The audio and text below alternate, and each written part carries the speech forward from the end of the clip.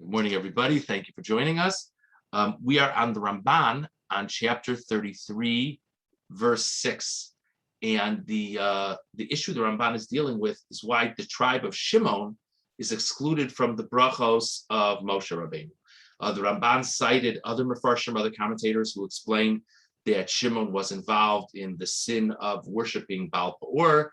And since they were involved in that and the whole sin that led up to the story with Pinchas, since they were involved in that, they're excluded here from this blessing.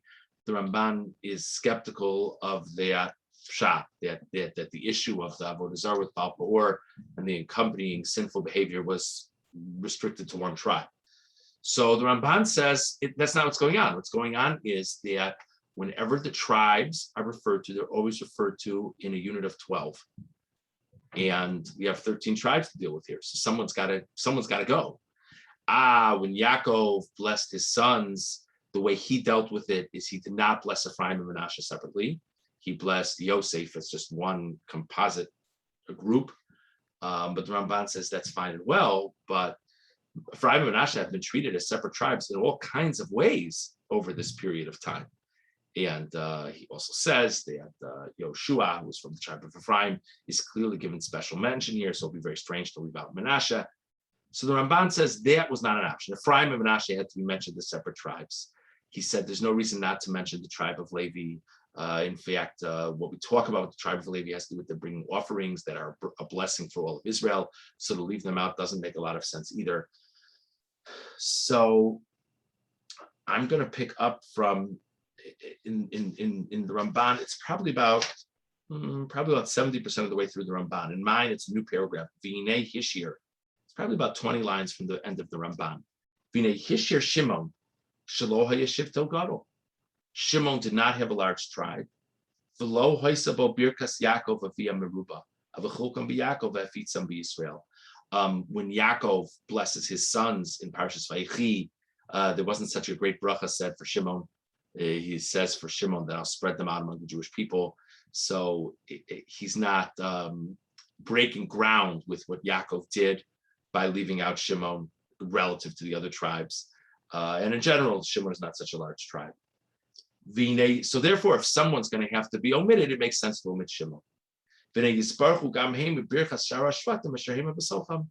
of course, they should be included in the brachos of all the other tribes. So it's not that Shimon is like being cursed in some way, or it's not that Shimon, he doesn't want blessing to fall upon Shimon. Of course he wants blessing to fall upon Shimon, but singling them out like he did the other tribes, that would lead to the problem of a group of 13. Now the Ramban goes on to another interesting point, which my guess is some of you have wondered about. Why is the order of the tribes here what it is? He's clearly not referring to them in age order. So what's going on? Why is the sequence what he is, how he refers to the tribes? So v'seder zos HaBracha ha'isa b'ruach HaKodesh al derech nachalasim. So first of all, a component of it, says the Ramban, was divine inspiration based on how they would inherit. Heichel me Ruvain. The first person who's mentioned is Ruvain. Ki lakach nachalaso barishona. Because Ruvain was the first one to take an inheritance. Of course, Ruvain was part of the group that took from the Transjordan. And he was the firstborn. Obviously, we're not dealing with the individuals anymore, but Ruvain of the tribes, Ruvain was the one who was firstborn. Part of what Moshe says here in Zos HaBracha is he davens that the name of Ruvain should not be wiped out because of sin. By davening that Ruvain should be remembered in a positive way, he's emphasizing Ruvain's right to the birthright. Okay, so because Ruvain was the first one to take land, and he also happened to be the firstborn, it makes sense that he should be the first one mentioned. The second one mentioned is Yehuda. Because in the land of Israel, Yehuda was the first one to take it.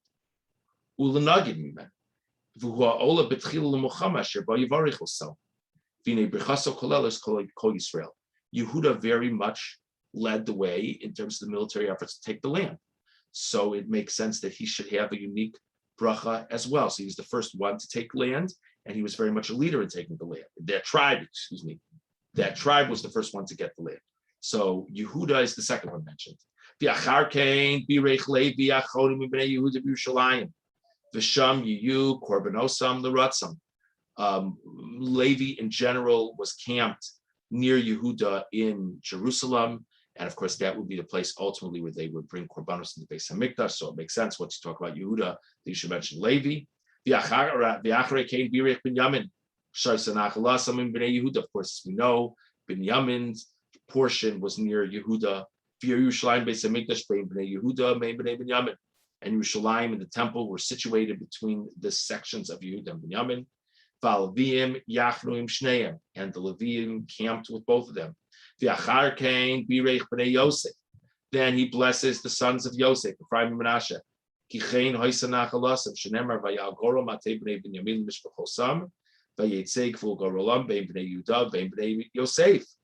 pasuk in Yoshua that the inheritance of Binyamin was situated near the inheritance of Ephraim and Menashe. So it mentions then.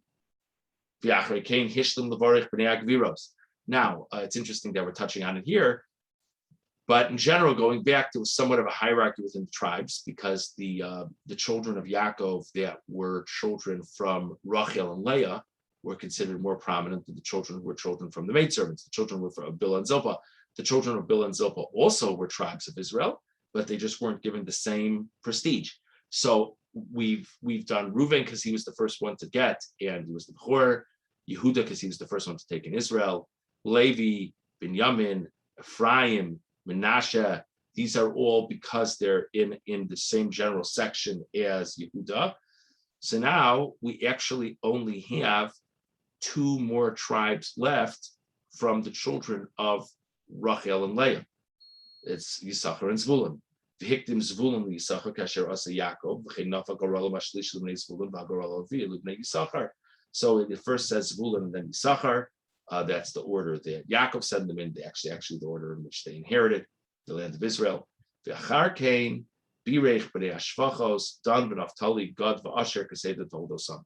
And now we have the 4 children of the maidservants, and they're just mentioned in their order of birth: Dan, Naphtali, Gad, and Asher. That's actually also how their flag was situated. Okay. V'hiktim Gad l'chobnei Ashvachos ki lakach nachlaso tchila im Ruvain hamikdam. And excuse me, the only thing is God is mentioned first among this group of 4 because since he inherited along with Reuven, he again inherited early because they inherited from the Transjordan. So this is an interesting Ramban that just explains the sequence of the psukim, how it is. Okay, we're going to jump ahead now to verse 9. Moshe is now giving a bracha to the tribe of Levi. And he says, Ha'omer la'aviv limo lo risiv. Moshe, referring to Levi, that the people of Levi said regarding their parents, I haven't seen them. I never say such things on this group because I always see my parents, thank God, in the morning. V'yas echav lo hikir. And he says that he didn't recognize his brothers. V'yas banav lo yada. He didn't know his sons. Ki shamruim rasecha, because they guarded your declarations, God. And they will guard your covenant. Why are we complimenting them for not having what to do with their family? That seems to be what's being said in the pasuk. It's a difficult thing to understand. Rashi on pasuk tes, Omer laviv limolo risiv, kishachatu Yisrael be'egel. When the Jewish people sinned with the golden calf, v'amarti mila Hashem elai, and I said, who truly will be devoted to God, come towards me. Nes v'elai kol b'nei Levi. So the people of Levi came forward. V'tzivisim laro v'avi imo hu Yisrael. So what happened? So Moshe Rabbeinu tells them to go and kill the people who actively participated in the golden calf, even if that means your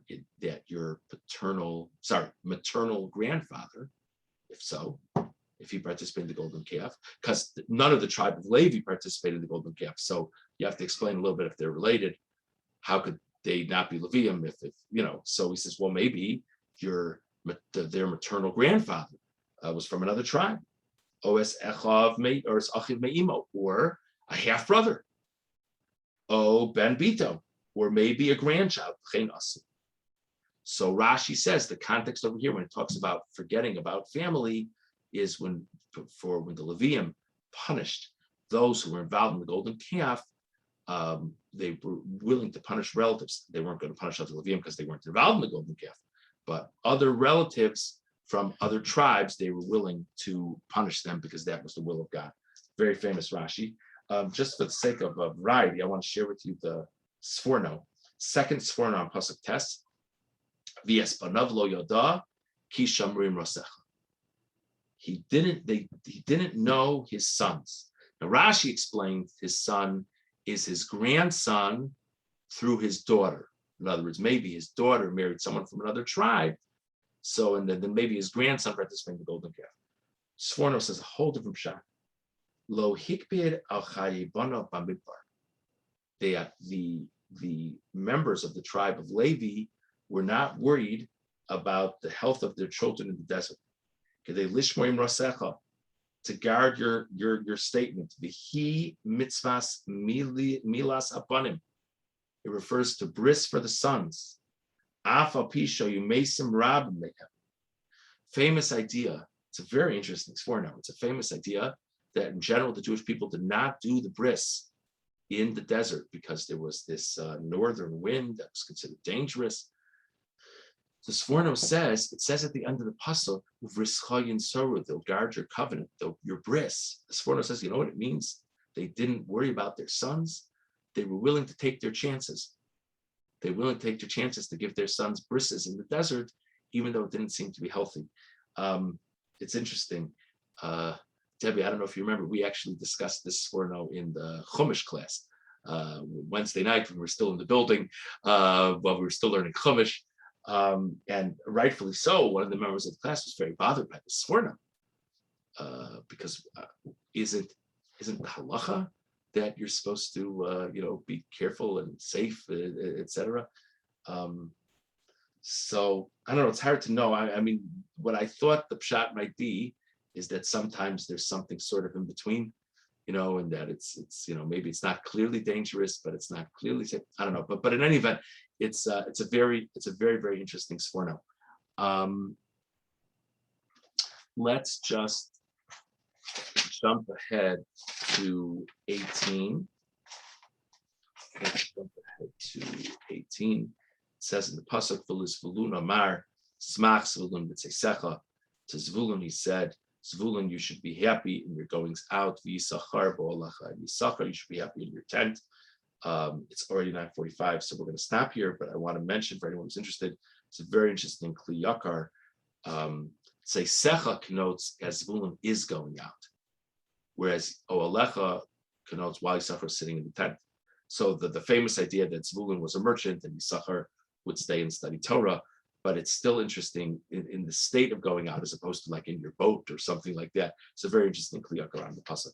So we discussed this morning the Ramban regarding why Shimon was omitted from the brachos. We discussed the Ramban in terms of the order of which tribes were mentioned when. We discussed different pshatim and Rashi and the Sforno regarding the praise of the tribe of Levi for what it means that they didn't remember their sons. Okay, so we're gonna stop the recording.